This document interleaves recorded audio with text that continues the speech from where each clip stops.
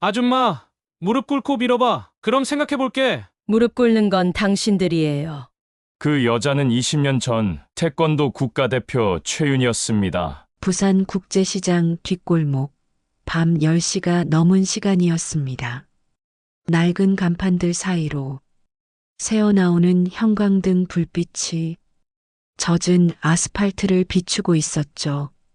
하루 종일 내린 가랑비 때문에 골목길 곳곳에 무릉덩이가 고여 있었고 그 무릉덩이에 반사된 네온사인들이 일렁이고 있었습니다. 그 골목 한쪽 구석에 자리 잡은 작은 포장마차에서 김치찌개 끓는 소리와 함께 고소한 냄새가 퍼져나왔어요. 어서 오세요. 최윤희가 손님들을 맞으며 조용히 인사했습니다. 58세의 그녀는 깔끔하게 묶은 머리에 파란색 앞치마를 두른 모습이 여느 포장마차 사장님과 다를 바 없어 보였어요. 하지만 그녀의 어깨선만큼은 달랐습니다. 곱게 펴진 등과 단단한 어깨, 그리고 무엇보다 그녀의 눈빛이 달랐죠. 깊고 단단한 무언가를 견뎌낸 사람의 눈빛이었습니다.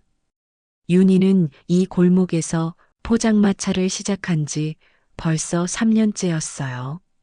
처음엔 서툴렀습니다. 국물간도 맞추지 못하고 손님 응대도 어색했죠. 하지만 이제는 달랐습니다. 새벽 4시에 일어나 시장에서 재료를 사오고 오후 5시부터 새벽 2시까지 이 작은 공간을 지키는 일이 그녀의 전부가 되었어요. 그날 밤도 평소와 다름없이 혼자 장사를 하고 있던 윤희 앞에 3명의 남자가 나타났습니다. 앞서 걷는 남자는 40대 중반쯤 돼 보이는 조태수였어요. 키는 크지 않았지만 어깨가 넓고 목이 굵어서 전체적으로 위압적인 느낌을 주었습니다. 뒤따르는 2명은 그보다 어려 보이는 부하들로 조태수의 눈치를 살피며 따라오고 있었고요. 야, 여기가 그 유명한 집이야? 조태수가 포장마차 안을 둘러보며 큰 소리로 말했습니다. 국밥이 그렇게 끝내준다며? 근데 사람도 좀 끝내주네. 부하들이 킥킥거리며 웃었어요. 그 웃음소리가 좁은 포장마차 안을 가득 채웠습니다. 윤희는 아무 말 없이 물잔을 채우고 밑반찬을 내왔어요. 깍두기, 콩나물 무침, 김치가 담긴 작은 접시들을 하나씩 테이블에 놓으면서도 그들의 시선을 의식하지 않으려 했습니다. 아줌마, 소주 한 병하고 안주 좀 괜찮은 걸로 줘봐. 조태수가 테이블을 탁탁 치며 말했습니다. 우리 오늘 기분 좋거든. 돈 좀 벌었어. 윤희가 냉장고에서 소주병을 꺼내 테이블에 놓자 조태수가 갑자기 그녀의 손목을 잡았어요.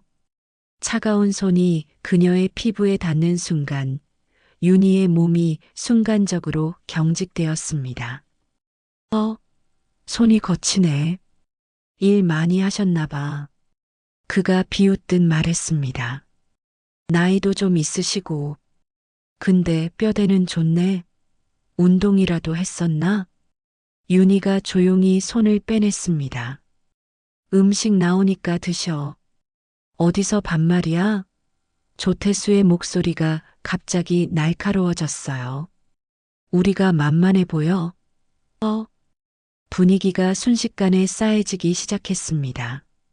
다른 테이블에 앉아있던 손님들이 하나둘씩 자리를 뜨기 시작했어요.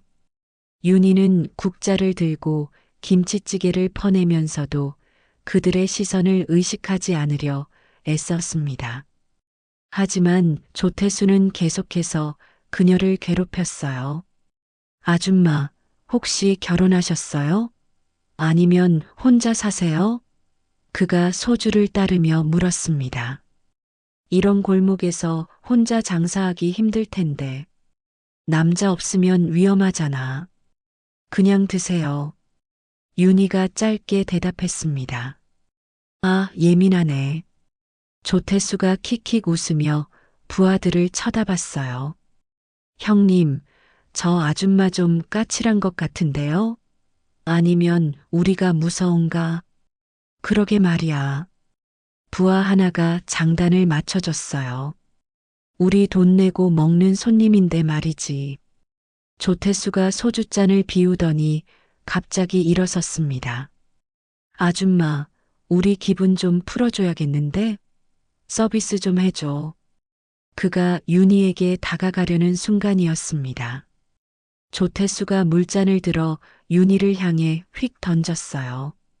찬물이 그녀의 앞치마와 상의를 적셨고 물방울들이 바닥에 떨어져 퍽퍽 소리를 냈습니다. 미안. 손이 미끄러졌네. 조태수가 전혀 미안하지 않은 표정으로 말했어요.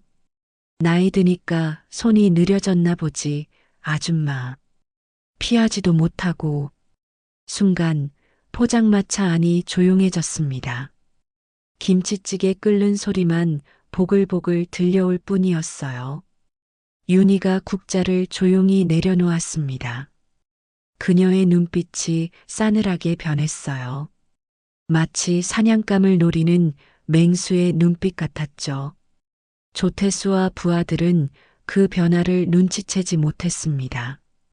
그저 한 명의 중년 여성이 당황하고 있다고 생각했으니까요. 죄송합니다. 윤희가 낮은 목소리로 말했습니다. 옷 갈아입고 올게요. 그녀가 포장마차 뒤편으로 사라지자 조태수와 부하들이 더 큰 소리로 웃기 시작했어요. 맞지? 저런 게 바로 쫄보야. 조태수가 소주잔을 들며 말했습니다. 여자들은 좀 세게 나가야 말을 들어. 특히 나이 든 년들은 더 그래. 형님 진짜 멋있어요. 부하가 아부했습니다. 저런 건 한 방에 정리해야죠. 하지만 그들은 몰랐습니다. 그 순간 포장마차 뒤편에서 윤희가 젖은 옷을 벗으며 주먹을 꽉 쥐고 있다는 걸 말이에요. 그리고 그녀의 그 주먹이 얼마나 단단하게 다져진 것인지, 그 주먹에 담긴 20년의 세월이 어떤 것인지도 전혀 모르고 있었습니다. 포장마차 뒤편에서 젖은 옷을 갈아입으며 윤희는 깊게 숨을 들이쉬었습니다. 거울에 비친 자신의 모습을 보니 어느새 58세가 된 얼굴이 낯설게 느껴졌어요. 하지만 그 눈빛만큼은 여전했습니다. 20년 전 태권도 도장에서 마지막 훈련을 마치던 그날의 눈빛과 똑같았죠. 1987년 26살의 최윤희는 태권도 국가대표였습니다. 키 165cm에 몸무게 57kg의 완벽한 체격, 그리고 무엇보다 번개같이 빠른 발차기로 유명했었어요. 코치들은 그녀를 부산의 질풍이라고 불렀습니다. 특히 그녀의 2단 옆차기는 상대방이 보기도 전에 끝나버릴 정도로 빨랐죠. 윤희야, 너는 태권도를 위해 태어난 아이다. 정만수 사범이 늘 하던 말이었습니다. 내 발차기엔 혼이 담겨 있어. 하지만 모든 게 바뀐 건 김성구를 만나면서부터였어요. 성구는 당시 부산에서 작은 건설회사를 운영하는 사업가였습니다. 잘생긴 외모에 말도 잘하고 무엇보다 윤희에게 운동 그만두고 나랑 결혼해. 내가 평생 책임질게라고 말했던 사람이었죠. 27에 결혼한 윤희는 태권도를 그만뒀습니다. 정만수 사범이 아직 늦지 않았다. 다시 생각해보라고 말렸지만 이미 늦었어요. 사랑에 빠진 그녀에게는 성구가 전부였으니까요. 결혼 초기 몇 년은 행복했습니다. 성구의 사업도 잘 되고 있었고 윤희도 현모양처 역할에 충실했어요. 하지만 시간이 지날수록 성구가 변하기 시작했습니다. 야, 국이 왜 이래? 짜잖아. 성구가 상을 엎으며 소리쳤어요. 너 예전에 운동한다고 날뛰더니 요리도 제대로 못해? 죄송해요. 다시 할게요. 윤희가 바닥에 엎어진 반찬들을 치우며 말했습니다. 사업이 힘든데 집에서라도 편해야 하는 거 아니야? 너는 뭐 하나 제대로 하는 게 없어. 그때만 해도 윤희는 참았습니다. 사업이 어려우니까 스트레스를 받는 거라고 생각했어요. 하지만 성구의 폭언은 점점 심해졌고 나중에는 손까지 올라가기 시작했습니다. 아파요. 윤희가 뺨을 만지며 말했어요. 아프긴 뭐가 아파? 이 정도도 못 참아? 성구가 비웃었습니다. 너 예전에 태권도 한다고 맞고받고 했잖아. 그때는 안 아팠나? 가장 충격적이었던 건 성구의 외도였습니다. 어느 날 윤희가 우연히 성구의 휴대폰을 보게 되었는데 다른 여자와 주고받은 문자들이 가득했어요. 자기야, 오늘 밤에도 만날까? 집에 있는 그 늙은이는 신경 쓰지 마. 그 문자를 본 순간 윤희의 세상이 무너져 내렸습니다. 20년 동안 자신을 위해 모든 걸 포기했는데 남편에게는 그저 늙은이일 뿐이었던 거죠. 당신, 이게 뭐예요? 윤희가 휴대폰을 들고 성구를 찾아갔습니다. 뭐긴 뭐야, 보면 모르나? 성구가 대놓고 말했어요. 너는 이제 여자도 아니야. 그냥 가정부지. 20년을 같이 살았는데 어떻게 이럴 수 있어요? 20년? 그래, 20년 동안 너 때문에 얼마나 답답했는지 알아? 성구가 소리쳤습니다. 운동하던 여자라더니 지금 뭐야? 그냥 시시한 아줌마잖아. 그날 밤 윤희는 결심했습니다. 더 이상 참을 수 없다고. 하지만 이혼 과정도 순탄하지 않았어요. 성구는 재산 분할을 거부했고 오히려 윤희에게 내가 나간다면 빈손으로 나가라고 했습니다. 좋아요. 윤희가 말했어요. 빈손으로 나갈게요. 대신 다시는 내 앞에 나타나지 마세요. 2020년 55세의 윤희는 정말로 빈손으로 서울을 떠났습니다. 갈 곳은 어디든 좋았어요. 그저 성구와 멀어질 수 있는 곳이면. 그렇게 선택한 곳이 부산이었습니다. 어린 시절을 보낸 고향, 그리고 태권도를 했던 추억이 남아있는 곳이었죠. 부산에 내려온 윤희는 처음에 식당에서 설거지 일을 했습니다. 하루 8시간씩 뜨거운 물에 손을 담그고 그릇을 닦았어요. 손은 거칠어졌고 허리도 아팠지만 그래도 마음은 편했습니다. 누구에게 눈치 보지 않아도 되니까요. 1년 후 윤희는 작은 목돈을 모아 국제시장 뒷골목에 포장마차를 열었습니다. 다시 시작하자는 마음으로요. 처음엔 정말 어려웠어요. 국물간도 맞추지 못하고 장사 수완도 없었으니까요. 하지만 포기하지 않았습니다. 누가 뭐래도 내 두 손으로 다시 시작해 보려고 해요. 윤희가 거울 속 자신에게 말했습니다. 이제 3년째 윤희의 포장마차는 단골들로 가득했어요.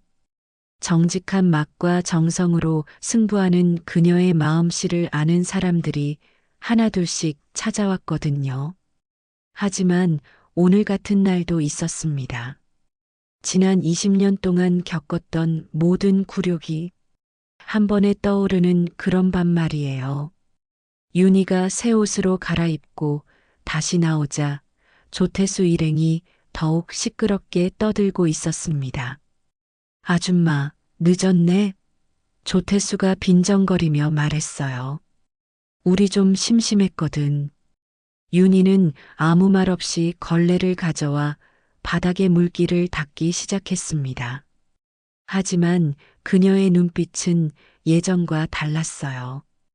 20년 전에 그 눈빛이 조금씩 되살아나고 있었습니다. 윤희가 바닥을 닦고 있는 동안 조태수는 계속해서 그녀를 괴롭혔습니다. 하지만 정작 그가 모르는 사실이 하나 있었어요. 바로 이 모든 일이 우연이 아니라는 것이었습니다. 사실 조태수가 이 포장마차를 찾아온 것에는 이유가 있었어요. 그의 뒤에는 김성구가 있었거든요. 윤희의 전 남편 말입니다. 성구는 이혼 후에도 부산에서 사업을 확장하고 있었습니다. 특히 국제시장 일대의 재개발 사업에 깊숙이 관여하고 있었죠. 그런데 문제가 생겼어요. 윤희의 포장마차가 그가 매입하려는 건물 바로 앞에 자리 잡고 있었거든요. 야, 태수야. 성구가 며칠 전 조태수를 불러내며 말했습니다. 일 하나 부탁할 게 있어. 뭔데요, 형님? 국제시장 뒤편에 포장마차 하나 있거든. 거기 사장이 좀 골치 아파서. 성구가 담배를 빨며 말했어요. 계약도 없이 자리 잡고 앉아 있는데 말로는 안 통하더라고. 아, 그런 거라면 쉽죠. 조태수가 웃으며 대답했습니다. 며칠만 주면 알아서 나갈 겁니다. 하지만 성구는 조태수에게 중요한 사실을 숨겼어요. 그 포장마차 사장이 바로 자신의 전 부인이라는 걸 말이에요. 만약 조태수가 그 사실을 알았다면 더 조심스럽게 접근했을 텐데 성구는 의도적으로 그 정보를 감췄습니다. 그냥 평범한 아줌마야. 성구가 거짓말을 했어요. 좀 고집이 세긴 하지만 별거 아니야. 그래서 조태수는 윤희를 그저 평범한 중년 여성으로만 생각했던 거였어요. 하지만 지금 그 앞에 앉아 있는 여자는 평범하지 않았습니다. 아줌마, 우리 얘기 좀 해요. 조태수가 윤희에게 말했어요. 여기 자리 말이에요. 무슨 얘기요? 윤희가 걸레를 끝으로 물었습니다. 여기 원래 계약서 있어요? 건물주하고. 조태수가 빙빙 돌려 말했어요. 요즘 이런데도 다 계약해야 하는 거 알죠? 윤희의 손이 잠시 멈췄습니다.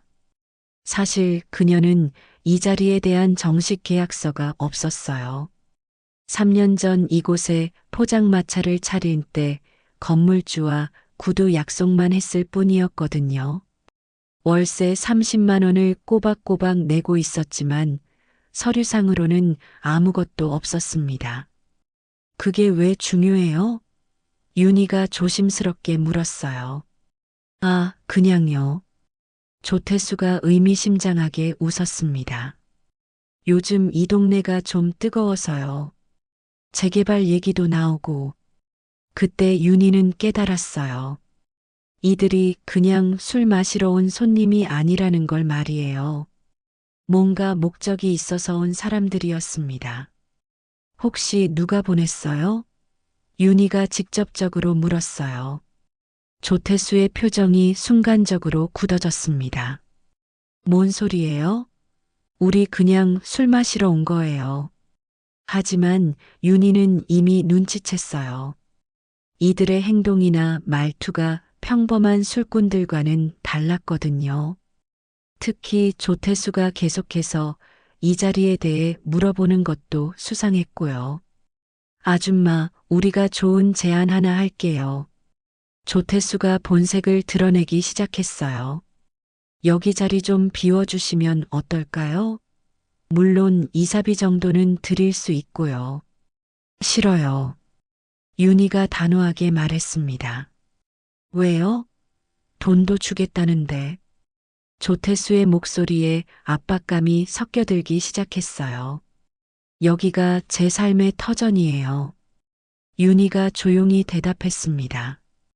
다른 곳에 가서 다시 시작할 수는 없어요. 에이, 그게 뭐 어려워요? 부하 하나가 끼어들었어요. 똑같은 포장마차 다른 데서 하시면 되잖아요. 당신들은 모를 거예요. 윤희의 목소리가 떨렸습니다. 이곳이 저에게 어떤 의미인지. 조태수가 갑자기 일어서더니 윤희에게 다가갔어요.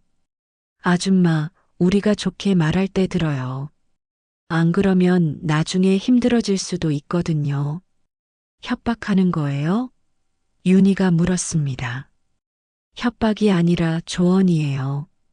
조태수가 비웃으며 말했어요. 이런 골목에서 혼자 장사하는 거 위험해요. 특히 밤에는. 그 순간 윤희의 머릿속에 과거가 스쳐 지나갔습니다. 성구에게 당했던 모든 굴욕들, 빈손으로 집을 나와야 했던 그날 밤, 그리고 여기까지 오기까지의 힘든 시간들이 말이에요. 알겠어요. 윤희가 조용히 말했습니다. 하지만 제 대답은 여전히 싫다는 거예요. 조태수의 얼굴이 일그러졌어요. 아줌마, 진짜 고집이 세네요. 그럼 어쩔 수 없죠. 그가 손짓하자 부하들이 일어났습니다.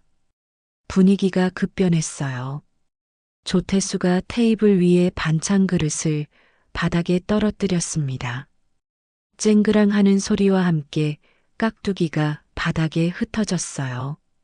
어머, 미안해요. 조태수가 가짜 미안함으로 말했습니다. 손이 미끄러졌네요. 이어서 부하 하나가 김치찌개 냄비를 엎었어요. 뜨거운 국물이 바닥에 쏟아지며 지글지글 소리를 냈습니다. 윤희가 정성 들여 끓인 찌개가 한순간에 엉망이 되었죠. 야, 너무했네. 또 다른 부하가 일부러 의자를 발로 찼어요. 우리가 이런 식으로 나올 줄 몰랐지? 윤희는 무릎을 꿇고 바닥을 치우기 시작했습니다. 하지만 그녀의 눈에서는 눈물 대신 다른 감정이 타오르고 있었어요. 20년 동안 억눌렀던 분노가 서서히 끓어오르고 있었습니다. 아줌마, 다시 한번 물어볼게요. 조태수가 윤희 앞에 쪼그리고 앉으며 말했어요. 여기 자리 정말 안 비워줄 거예요? 윤희가 고개를 들어 조태수를 똑바로 봤습니다. 그 눈빛에서 뭔가 달라진 걸 느낀 조태수가 순간적으로 움찔했어요. 한 방이면 끝낼 수 있어요. 윤희가 작은 목소리로 중얼거렸습니다. 근데 아직은 참아야 해요. 내가 끝내려면 제대로 끝내야 하니까. 뭐라고요? 조태수가 못 들었다는 듯 물었어요. 아무것도 아니에요. 윤희가 다시 바닥을 닦기 시작했습니다. 하지만 그날 밤부터 윤희의 진짜 싸움이 시작될 줄은 아무도 몰랐습니다. 그날 밤 이후로 윤희의 포장마차는 지옥이 되었습니다. 조태수 일행은 거의 매일 밤 찾아왔어요. 술을 마시는 척하면서 온갖 행패를 부렸습니다. 아줌마, 오늘도 영업하네. 조태수가 비웃으며 포장마차에 들어왔어요. 끈질기긴. 두 번째 밤 그들은 일부러 음식에 트집을 잡았습니다. 이 국물 짜네. 다시 해봐. 멀쩡한 김치찌개를 바닥에 엎고는 새로 끓이라고 했어요. 윤희는 묵묵히 다시 끓였습니다. 세 번째 밤에는 더 심했어요. 부하 하나가 일부러 소주병을 떨어뜨리며 미끄러졌네라고 했습니다. 유리 파편이 바닥에 흩어졌고 윤희는 새벽까지 그 조각들을 주워야 했어요. 아줌마, 아직도 안 비워줄 거야? 조태수가 윤희의 어깨를 툭툭 치며 말했습니다. 우리 참을성도 한계가 있거든. 네 번째 밤 상황은 더욱 악화되었어요. 조태수가 취한 척하면서 윤희에게 들러붙기 시작했거든요. 아줌마, 혼자 살기 외롭지 않아? 그가 윤희의 허리에 손을 올리려 했습니다. 형이 좀 위로해 줄까? 윤희가 재빨리 몸을 피했지만 조태수는 계속 따라왔어요. 뭐 그렇게 예민해? 우리 친해지자고. 손님, 그만하세요. 윤희가 단호하게 말했습니다. 그만하라고? 조태수의 목소리가 갑자기 차갑게 변했어요. 야, 누가 누구한테 그만하라고 해? 그가 갑자기 윤희의 팔을 잡아당겼습니다. 윤희가 비틀거리며 테이블에 부딪혔어요. 그 순간 윤희의 눈빛이 번뜩였습니다. 20년 동안 잠들어 있던 무언가가 깨어나려 하고 있었거든요. 나요. 윤희의 목소리에 지금까지 없던 냉기가 서렸습니다. 조태수가 순간적으로 위축되었어요. 윤희의 눈빛에서 느낀 적 없는 압박감을 받았거든요. 하지만 부하들 앞에서 체면이 구겨질까봐 더욱 거칠게 나왔습니다. 뭐야, 눈부라리고 겁나게 쳐다보네. 그가 윤희의 턱을 잡으려 했어요. 그때였습니다. 윤희가 조태수의 손목을 잡았어요. 순간 조태수의 얼굴이 일그러졌습니다. 아, 아파. 그가 소리쳤어요. 손목이 부러질 것 같아. 윤희의 손아귀 힘이 상상 이상으로 강했던 거예요. 20년 전 태권도를 할 때 단련했던 그 힘이 아직 남아 있었습니다. 다시는 손대지 마세요. 윤희가 조용히 말하며 조태수의 손목을 놨어요. 조태수가 손목을 만지며 물러섰습니다. 부하들도 당황한 기색이었어요. 평범한 아줌마라고 생각했는데 뭔가 달랐거든요. 하지만 그날 밤부터 그들의 괴롭힘은 더욱 조직적으로 변했습니다.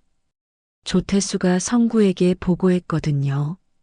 형님, 저 아줌마 좀 이상해요. 조태수가 전화로 말했어요. 힘도 세고 눈빛도 무서워요. 보통 사람이 아닌 것 같은데. 뭐가 이상해? 성구가 물었습니다. 사실 그는 윤희의 정체를 알고 있었어요. 하지만 조태수에게는 말하지 않았습니다. 그냥 느낌이 그래요. 좀 더 세게 밀어붙여야 할 것 같은데. 알아서 해. 성구가 차갑게 말했어요. 어차피 결과만 좋으면 돼. 그래서 5번째 밤부터는 더욱 심해졌어요. 조태수는 부하들을 더 데리고 왔습니다. 이제 5명이었어요.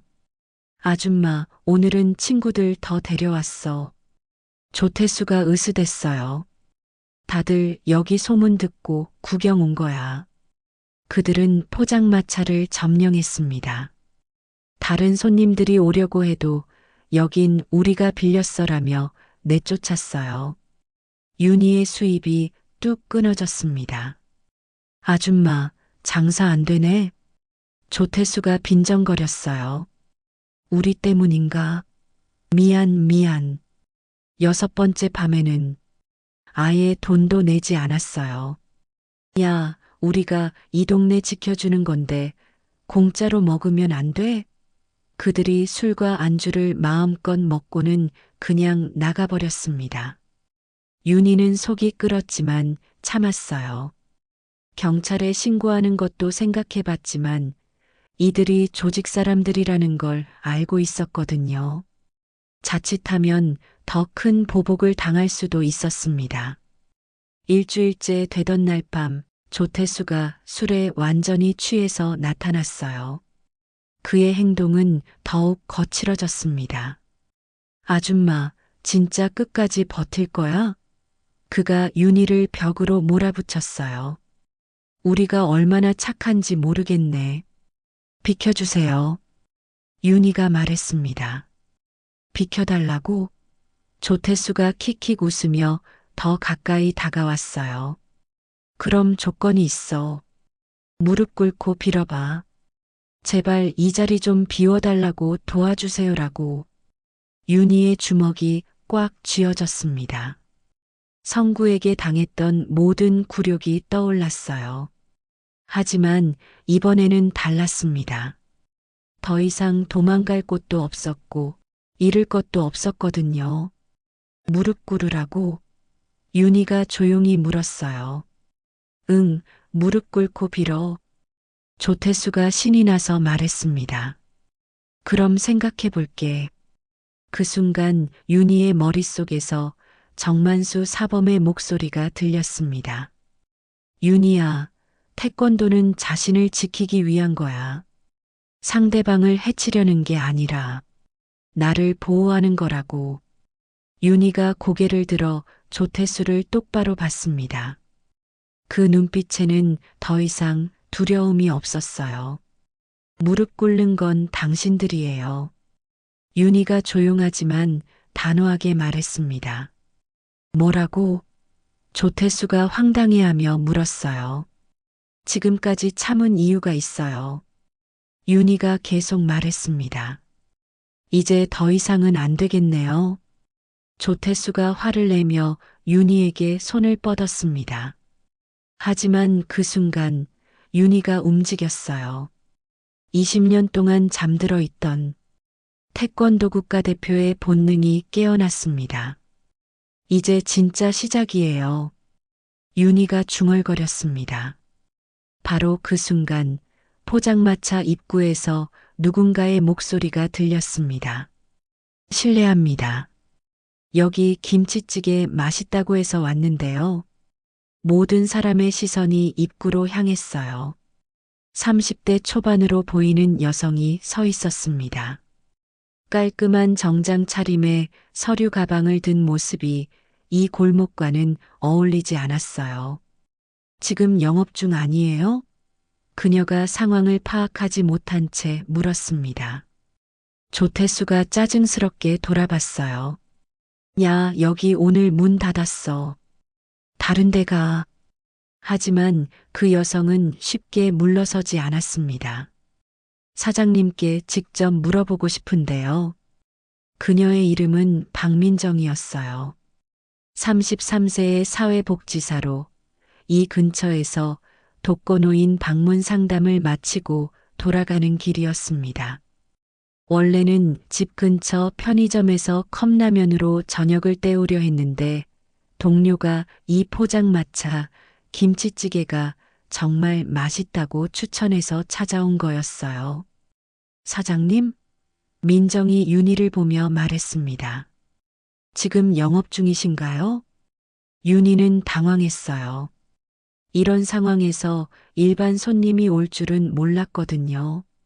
조태수 일행이 노려보고 있어서 뭐라고 대답해야 할지 망설였습니다. 지금은 윤희가 말을 더듬었어요. 아가씨, 진짜 다른데 가라니까? 조태수의 부하 하나가 일어서며 위협적으로 말했습니다. 못 들었어? 하지만 민정은 이상함을 느꼈어요. 사회복지사로 일하면서 여러 위험한 상황들을 경험해 본 그녀는 직감적으로 뭔가 잘못되었다는 걸 알았거든요. 사장님, 혹시 괜찮으신가요? 민정이 윤희에게 직접 물었습니다. 그 순간 윤희와 민정의 눈이 마주쳤어요. 윤희의 눈에서 도움을 요청하는 신호를 읽은 민정은 확신했습니다. 이건 평범한 상황이 아니라고. 알겠습니다. 그럼 김치찌개 하나만 포장해 주세요. 민정이 자연스럽게 말했어요. 여기 앉아서 기다려도 될까요? 조태수가 화를 냈습니다. 야, 이 여자 진짜 말 안 듣네. 나가라고. 손님인데요. 민정이 당당하게 맞받아쳤어요. 손님한테 왜 그렇게 말씀하세요? 조태수가 민정에게 다가가려 했지만 민정은 재빨리 휴대폰을 꺼내 들었습니다. 혹시 이런 일이 자주 있나요? 민정이 윤희에게 물으며 동시에 휴대폰으로 몰래 동영상을 촬영하기 시작했어요. 제가 사회복지사인데 이런 상황은 신고해야 할 것 같은데요. 사회복지사라는 말에 조태수 일행이 움찔했어요. 공무원이나 사회복지사 같은 사람들은 함부로 건드리면 안 된다는 걸 알고 있었거든요. 아니에요, 괜찮아요. 윤희가 민정을 걱정하며 말했습니다. 그냥 가세요. 하지만 민정은 물러서지 않았어요. 사장님, 진짜 괜찮으시면 김치찌개 하나 주세요. 저 정말 배고파요. 조태수가 딜레마에 빠졌습니다. 사회복지사를 함부로 건드리기도 그렇고, 그렇다고 그냥 보내기도 애매했어요. 게다가 부하들이 보고 있는 상황에서 체면도 있었고요. 야, 그럼 빨리 먹고 가. 조태수가 마지못해 말했어요. 우리도 바쁘거든. 민정은 테이블에 앉으며 주변을 관찰했습니다. 바닥에 흩어진 유리 조각들, 엎어진 반찬들, 그리고 윤희의 굳은 표정까지 모든 게 평범하지 않았어요. 윤희가 김치찌개를 끓이는 동안 민정은 조태수 일행을 지켜봤습니다. 그들의 대화를 들어보니 윤희를 괴롭히고 있다는 게 확실했어요. 사장님, 어릴 때 운동하셨어요? 민정이 갑자기 물었습니다. 윤희가 깜짝 놀라며 민정을 봤어요. 왜 그렇게 생각하세요? 자세가 달라요. 민정이 말했습니다. 저도 어릴 때 태권도 했었거든요. 운동하신 분들은 서 있는 자세부터 다른 게 보여요. 조태수 일행이 민정의 말에 관심을 보였어요. 하지만 그들은 태권도가 뭔지 별로 신경 쓰지 않았습니다. 민정은 계속해서 윤희와 대화를 나누며 상황을 파악했어요. 그리고 몰래 휴대폰으로 조태수 일행의 행동들을 녹화했습니다. 형님, 이 여자 뭔가 수상해요. 부하 하나가 조태수에게 속삭였어요. 계속 휴대폰 만지고 있어요. 조태수가 민정을 의심스럽게 봤지만 이미 늦었어요. 민정은 충분한 증거를 확보했거든요. 김치찌개를 다 먹은 민정이 돈을 내며 일어났습니다. 사장님, 정말 맛있었어요. 자주 올게요. 그리고 윤희에게만 들리게 작은 목소리로 속삭였어요. 제 명함이에요. 힘들면 언제든 연락하세요. 민정이 나간 후 조태수가 화를 냈습니다. 젠장, 분위기 다 깼네. 하지만 그날 밤 민정은 집에 돌아가서 중요한 일을 했어요. 촬영한 동영상을 편집해서 SNS에 올린 거였습니다. 국제시장 포장마차에서 일어나는 일이라는 제목으로 조태수 일행이 윤희를 괴롭히는 모습을 익명으로 게시했어요. 동시에 지역 언론사와 시민단체에도 제보했습니다. 그 영상은 생각보다 빨리 퍼져나갔어요. 댓글들이 쏟아지기 시작했습니다. 이게 무슨 일이야? 포장마차 사장님 너무 불쌍해. 저런 놈들 신고해야지. 어디 포장마차인지 알려주세요. 가서 응원하고 싶어요. 하지만 민정이 가장 놀란 건 윤희에 대한 정보였어요.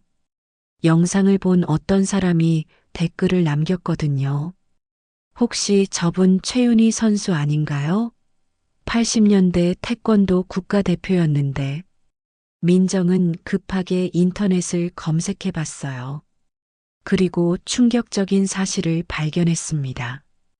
윤희가 정말로 태권도 국가대표 출신이었다는 걸 말이에요. 이럴 수가. 민정이 중얼거렸습니다.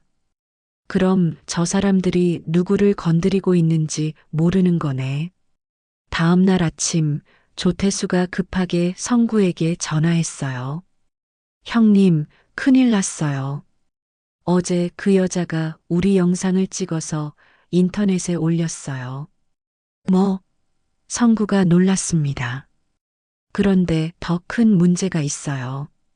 조태수의 목소리가 떨렸어요. 그 포장마차 아줌마가 태권도 국가대표 출신이래요. 전화 너머로 성구의 한숨소리가 들렸습니다. 이제 모든 게 복잡해졌어요. 민정이 올린 영상이 인터넷에서 화제가 되면서 상황은 급변했습니다. 조회수가 하루 만에 10만을 넘어섰고 댓글은 수천 개가 달렸어요. 특히 윤희가 태권도 국가대표 출신이라는 사실이 알려지면서 사람들의 관심이 폭발했습니다. 와, 저 아줌마가 최윤희 선수였구나. 나 어릴 때 TV에서 봤는데 태권도 국가대표를 저렇게 괴롭히다니 저놈들 죽었네. 빨리 가서 응원하고 싶다. 어디 포장마차인지 누가 알려줘. 하지만 성구는 이 상황을 매우 심각하게 받아들였어요. 자신의 계획이 수포로 돌아갈 수도 있었거든요. 야, 조태수? 성구가 다급하게 전화했습니다. 오늘 밤 확실히 정리해. 이대로 두면 안 돼. 형님, 근데 이제 사람들이 다 알잖아요.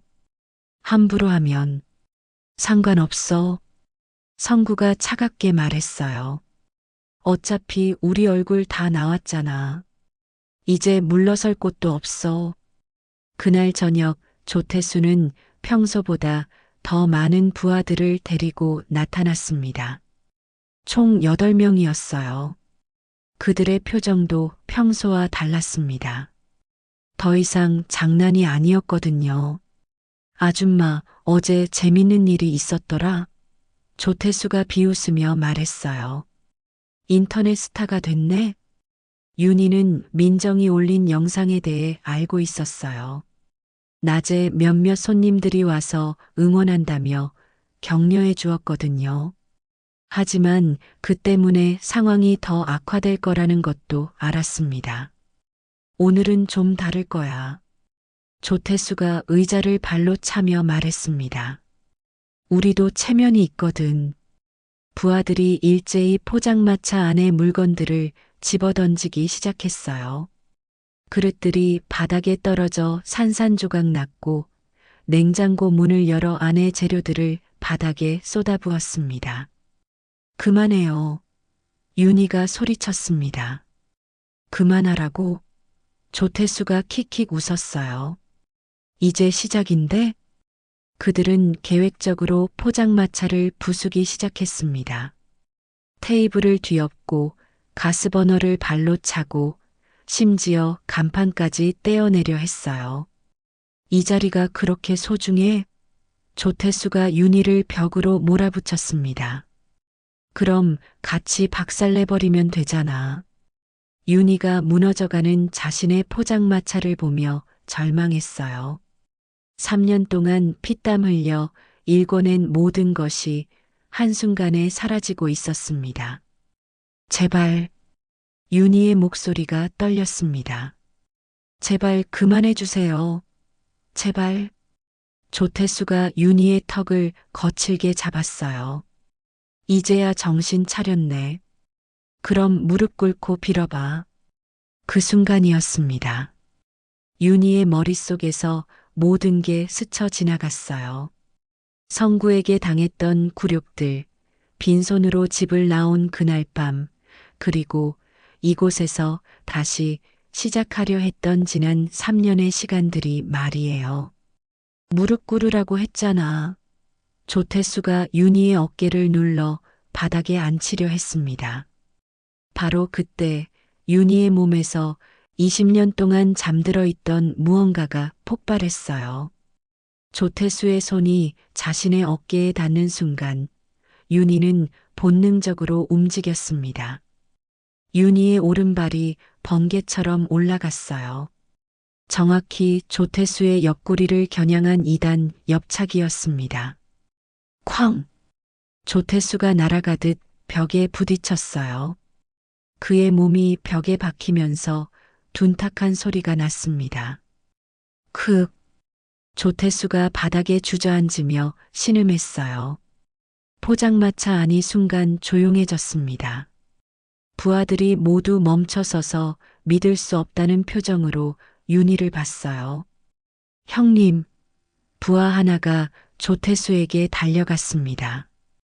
윤희는 자신도 놀랐어요. 몸이 저절로 움직인 거였거든요. 20년 전의 감각이 순간적으로 되살아났던 겁니다. 이 여자가 뭐야? 부하들이 당황하며 중얼거렸어요. 조태수가 벽에 기대며 일어났습니다. 옆구리를 움켜쥔 채 윤희를 노려봤어요. 이 여자, 진짜로 태권도. 그가 헐떡이며 말했습니다. 그때 윤희가 조용히 말했어요. 경고했잖아요. 윤희의 눈빛이 완전히 달라져 있었습니다. 더 이상 당하기만 하는 중년 여성이 아니었어요. 태권도 국가대표였던 최윤희가 되어 있었습니다. 다 같이 덤벼. 조태수가 소리쳤어요. 여자 하나가 뭐라고. 부하들이 일제히 윤희에게 달려들었습니다. 하지만 윤희는 침착했어요. 좁은 포장마차 안에서 8명이 한꺼번에 달려오는 건 오히려 불리했거든요. 윤희가 재빨리 몸을 낮추며 첫 번째 부하의 다리를 걸었어요. 그가 넘어지면서 뒤따라오던 다른 부하와 엉켰습니다. 두 번째 부하가 윤희의 머리를 잡으려 했지만 윤희가 순간적으로 몸을 돌리며 그의 손목을 잡고 꺾었어요. 아! 그가 비명을 지르며 무릎을 꿇었습니다. 세 번째 부하가 윤희의 등 뒤에서 달려들었지만 윤희가 뒤돌아차기로 그의 배를 정확히 맞췄어요. 우엑! 그가 구토를 하며 쓰러졌습니다. 나머지 부하들이 주춤했어요. 윤희의 움직임이 상상 이상으로 빠르고 정확했거든요. 뭐하고 있어? 조태수가 소리쳤습니다. 하지만 부하들은 이미 겁을 먹은 상태였어요. 이 여자는 평범한 포장마차 사장이 아니었습니다. 윤희가 천천히 조태수에게 다가갔어요. 그녀의 발걸음 하나하나에 20년 동안 억눌렸던 분노가 담겨 있었습니다. 이제 누가 무릎 꿇을 차례일까요? 윤희가 조용히 물었습니다. 조태수가 벽에 등을 기대며 뒷걸음쳤어요. 야야, 우리 그냥 갈게. 안 돼요. 윤희가 단호하게 말했습니다. 끝까지 해야죠. 그 순간 포장마차 밖에서 휴대폰 플래시가 번쩍였어요. 누군가가 이 장면을 촬영하고 있었던 겁니다. 윤희가 마지막으로 조태수에게 말했어요. 다음엔 목이에요. 조태수와 부하들이 허겁지겁 도망쳤습니다. 하지만 이미 늦었어요. 모든 게 카메라에 담겼거든요. 그날 밤 또 다른 영상이 인터넷에 올라왔습니다. 태권도 국가대표의 반격이라는 제목으로요. 태권도 국가대표의 반격 영상이 인터넷에 올라간 지 하루 만에 조회수가 100만을 넘어섰습니다. 댓글들은 폭발적으로 늘어났고 언론에서도 관심을 보이기 시작했어요. 와, 진짜 국가대표 출신 맞네. 발차기 봤어? 저런 아줌마한테 덤볐다가 개박살 나는 조폭들 키읔키읔키읔. 부산 가면 꼭 이 포장마차 가서 응원해야겠다. 하지만 성구는 이 상황에 분노했습니다. 계획이 완전히 틀어졌거든요. 이 바보들이. 성구가 조태수를 불러내 소리쳤어요. 어떻게 이런 식으로 털렸어? 형님, 그 여자는 진짜 다른 차원이었어요. 조태수가 옆구리를 움켜쥐며 말했습니다. 국가대표 출신이라더니 정말이었어요. 그래도 여자 하나한테 8명이 털렸다고? 성구의 얼굴이 붉어졌어요. 이제 우리 얼굴이 다 알려졌잖아. 성구는 급하게 다른 방법을 생각해야 했습니다. 이제 물리적인 방법으로는 안 될 것 같았거든요. 그날 아침 윤희의 포장마차 앞에는 놀라운 일이 벌어졌어요. 사람들이 줄을 서기 시작한 겁니다. 사장님, 응원하러 왔어요. 한 대학생이 말했습니다. 김치찌개 하나 주세요. 저도 영상 봤어요. 정말 멋있으셨어요. 주부가 웃으며 말했어요. 윤희는 당황했습니다. 하루아침에 이렇게 많은 사람들이 찾아올 줄 몰랐거든요. 감사합니다. 윤희가 겸손하게 인사했어요. 그런데 어제 좀 시끄러웠는데 괜찮으셨나요? 괜찮기는요. 속이 다 시원했어요. 한 아주머니가 말했습니다. 저런 건달들 혼내주시느라 고생하셨어요. 그때 포장마차 앞에 한 노인이 나타났습니다. 낡은 모자를 깊게 눌러쓰고 선글라스를 낀 70세 정도의 남성이었어요. 그는 조용히 구석 자리에 앉았습니다. 어서 오세요. 윤희가 인사했어요. 국밥 하나 주세요. 노인이 낮은 목소리로 말했습니다. 윤희는 그 목소리에서 묘한 익숙함을 느꼈어요. 하지만 확신할 수는 없었습니다. 한편 민정은 회사에서 이 일로 난리가 났어요. 상사가 그녀를 불러냈거든요. 민정 씨, 이거 진짜 당신이 올린 거예요? 과장이 컴퓨터 화면을 가리키며 물었습니다. 네, 맞습니다. 민정이 당당하게 대답했어요. 잘했네요. 과장이 웃으며 말했습니다. 덕분에 우리 복지관 이미지도 좋아졌어요. 시민을 위해 행동하는 복지사라고. 민정은 안도했어요. 혹시 문제가 될까봐 걱정했거든요. 그런데 민정 씨, 그 포장마차 사장님이 정말 태권도 국가대표 출신이 맞나요? 동료가 물었어요. 네, 제가 확인해 봤는데 1987년에 정말 국가대표였어요. 민정이 말했습니다. 최윤희 선수라고. 그날 저녁 민정은 다시 윤희의 포장마차를 찾았어요. 직장에서 늦게 끝나 밤 9시쯤이었는데도 손님들이 많았습니다. 사장님, 안녕하세요. 민정이 인사했어요. 아, 민정 씨. 윤희가 반갑게 맞았습니다. 어제는 정말 고마웠어요. 제가 뭘 했다고요? 민정이 겸손하게 말하며 자리에 앉았어요. 그런데 정말 괜찮으세요? 어제 그 사람들 다시 올까봐 걱정되는데. 괜찮을 거예요. 윤희가 말했지만 목소리에는 확신이 없었어요. 그때 구석에 앉아있던 노인이 조용히 말했습니다. 윤희야. 윤희가 깜짝 놀라며 노인을 봤어요. 그 목소리, 분명히 알고 있는 목소리였습니다. 사범님? 윤희가 믿을 수 없다는 표정으로 물었어요. 노인이 선글라스를 벗었습니다. 정만수, 윤희의 옛 태권도 사범이었어요. 정말 사범님이세요? 윤희의 눈에 눈물이 고였습니다. 그래, 윤희야. 20년 만이구나. 정만수가 따뜻하게 웃었어요. 민정은 이 감동적인 재회를 조용히 지켜봤습니다. 사범님, 어떻게 여기를? 윤희가 말을 잇지 못했어요. 내 영상을 봤다. 정만수가 말했습니다. 여전히 내 제자답더구나. 그 2단 옆차기 아직도 완벽해. 부끄러워요. 윤희가 고개를 숙였습니다. 이런 모습으로 다시 뵙게 되다니. 부끄러울 게 뭐가 있어? 정만수가 단호하게 말했어요. 내가 잘못한 게 뭐가 있나? 내 자리를 지킨 거잖아. 하지만 윤희야. 정만수가 윤희의 손을 잡았습니다. 이젠 참지 마라.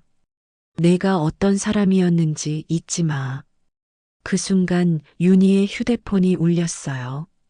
모르는 번호였습니다. 여보세요? 윤희야. 전화 너머로 성구의 목소리가 들렸어요. 윤희의 얼굴이 굳어졌습니다. 당신이 왜? 우리 만나서 얘기하자. 성구가 말했습니다. 내일 오후 2시 해운대 그 카페. 기억하지? 무슨 얘기를 해요? 내 포장마차 자리 얘기야. 성구의 목소리가 차가워졌어요. 사실 그 건물주가 나야.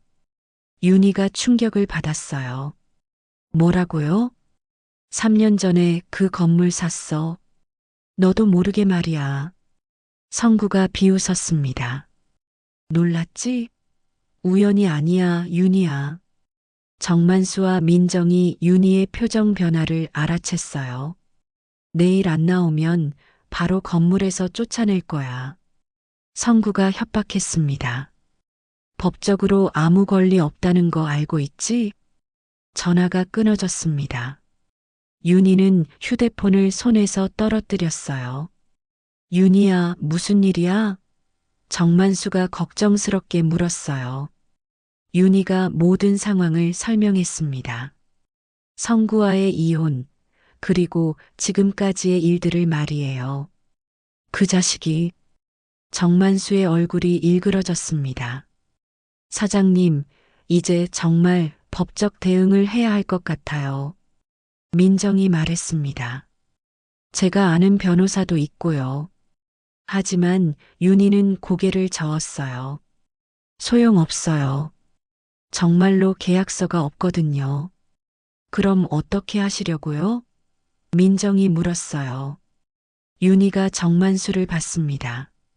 사범님, 조언해 주세요. 정만수가 잠시 생각하더니 말했어요. 윤희야, 내가 선택해라. 도망갈 거냐, 아니면 끝까지 싸울 거냐. 윤희의 눈빛이 단단해졌습니다. 끝까지 싸울 거예요. 좋아. 정만수가 웃었습니다. 그럼 내가 도와주지. 진짜 싸움을 해보자고. 민정도 손을 들었어요. 저도 도와드릴게요. 이건 단순한 개인 문제가 아니에요. 그날 밤 세 사람은 작전을 짰습니다. 내일 성구와의 만남이 모든 걸 결정지을 거였거든요. 다음 날 오후 2시 해운대의 그 카페. 20년 전 윤희와 성구가 처음 만난 곳이었습니다. 성구는 일부러 이곳을 선택했어요. 윤희에게 심리적 압박을 주려고 말이에요. 윤희가 카페에 들어서자 성구가 창가 자리에 앉아 있었습니다. 이혼하고 만 3년이 지났지만 여전히 잘 차려입은 모습이었어요. 하지만 얼굴에는 세월의 흔적과 함께 차가운 기운이 감돌았습니다. 앉아. 성구가 건성으로 말했어요. 윤희가 맞은편에 앉자 성구가 비웃었습니다. 3년 만이네. 그런데 많이 늙었다. 용건만 말해요. 윤희가 차갑게 대답했습니다. 역시 예전이랑 똑같네. 재미없어. 성구가 커피를 마시며 말했어요. 좋아. 그럼 바로 본론으로 들어가자. 성구는 서류 봉투를 꺼내 테이블 위에 놓았습니다. 이게 뭔지 알지? 건물 등기부등본이야. 성구가 말했습니다. 3년 전에 샀어. 내가 포장마차 시작하기 한 달 전에. 윤희의 얼굴이 굳어졌어요. 왜 그랬는지 궁금하지? 성구가 음흉하게 웃었습니다. 내가 부산에 내려왔다는 소식을 들었거든. 그래서 생각해봤지. 어떻게 하면 너를 완전히 망가뜨릴 수 있을까 하고. 미친 짓이에요. 미친 짓? 성구가 큰 소리로 웃었어요. 너 때문에 내가 얼마나 창피했는지 알아? 이혼 소송할 때 말이야. 사람들이 뭐라고 했는지 알겠어? 윤희는 아무 말도 하지 않았습니다. 김성구는 태권도 국가대표 부인도 못 지키는 무능한 놈이라고 했어. 성구의 목소리에 독이 섞였어요. 그래서 결심했지. 너를 완전히 무너뜨리겠다고. 그래서 조태수를 보낸 거군요. 맞아. 성구가 당당하게 인정했습니다. 처음엔 그냥 쫓아내려고 했는데 내가 버티더라고. 그래서 계획을 바꿨지. 성구는 또 다른 서류를 꺼냈어요. 이건 임대차 계약 해지 통지서야. 성구가 말했습니다.